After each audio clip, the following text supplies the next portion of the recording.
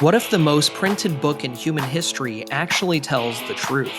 What if the Bible isn't just ancient literature, but a divine message written across centuries, backed by archaeology and fulfilled prophecy?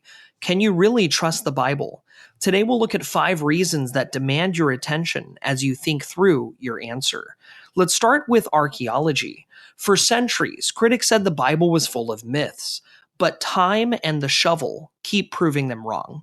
Sodom and Gomorrah, once thought legendary, now believed to be found by Dr. Stephen Collins at Tal el Hammam, show destruction layers consistent with sudden fire and brimstone. Nineveh, long dismissed as a fictional city, today it's been excavated in modern-day Iraq. The Hittites, once considered a made-up people group, now confirmed through thousands of clay tablets discovered in Turkey.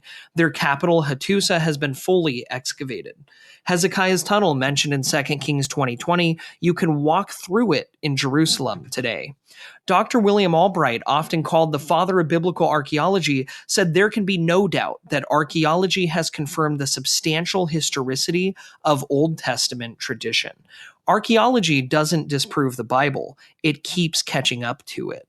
Let's turn next to prophecy. Most religious books contain moral teachings. Only one dares to make verifiable predictions about the future and gets them right. The Bible contains over 2,500 prophecies, with some 2,000 already having been fulfilled with detailed precision. Here's a brief sampling.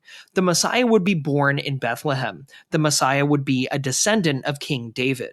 He'd be betrayed for 30 pieces of silver. His hands and feet would be pierced. The Messiah would suffer and die for the sins of others. The book of Daniel alone has some mind-blowing prophecies regarding the succession of world empires and even the timing of Jesus' death. And the list goes on. These are not written after the fact, as some skeptics claimed.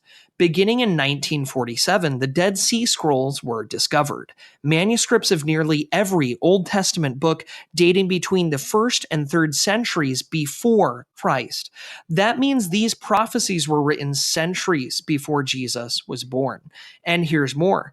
Those scrolls are 1,000 years older than any previous Old Testament manuscript, yet they are nearly identical.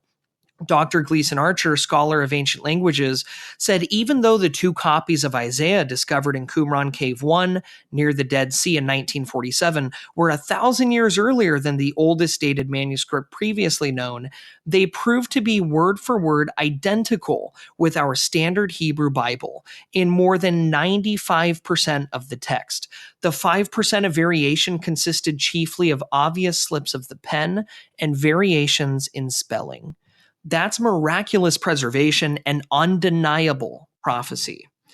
Next, let's look at internal consistency. One story, one divine author. The Bible isn't one book. It's 66 books written by 40 different authors in 3 languages across 3 continents and a span of over 1,500 years.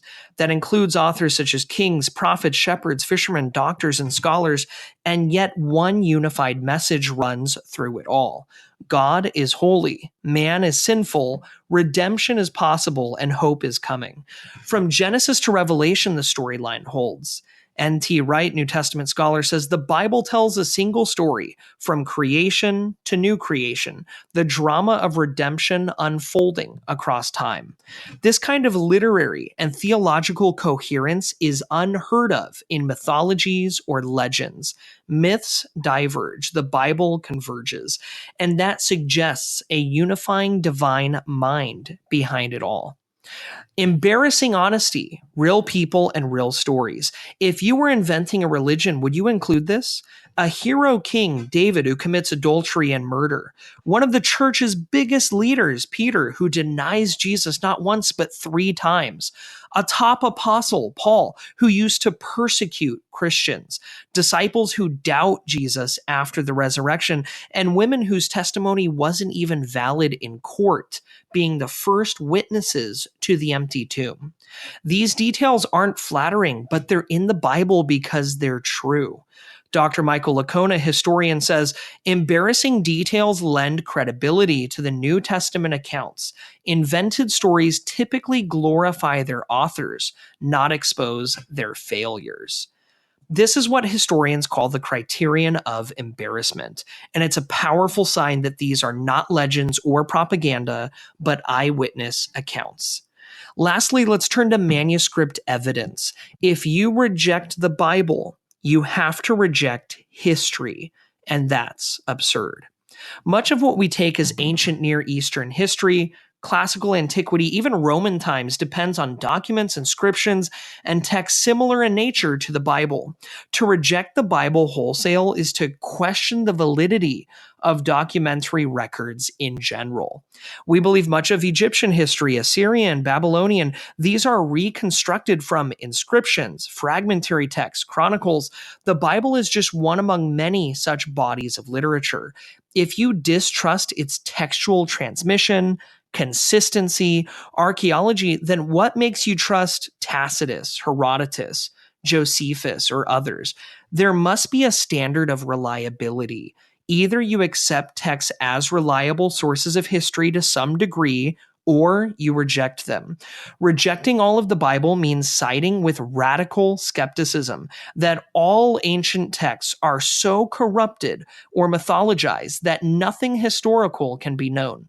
Yet, even secular scholars, including those critical of biblical claims, accept many parts of the Old Testament as historically reliable, based on external confirmations and archaeological data. So, rejecting all of the Bible is absurd. Let's talk numbers. Plato's Republic, we have 7 surviving manuscripts. Caesar's Gallic Wars, 10 copies. The New Testament, over 5,800 Greek manuscripts. Add in Latin, Coptic, Syriac, and others, over 25,000 total. And they all tell the same story. Bruce Metzger, Princeton professor of New Testament, says the quantity of New Testament material is almost embarrassing in comparison with other works of antiquity. If you reject the Bible as unreliable, you'd have to reject all of ancient history. So let's recap.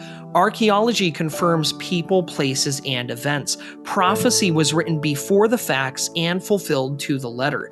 Internal consistency shows divine fingerprints. Embarrassing honesty shows this wasn't invented, it was recorded. Manuscripts prove the text has been preserved. So, yes, you can trust the Bible. But here's the bigger question: will you read it?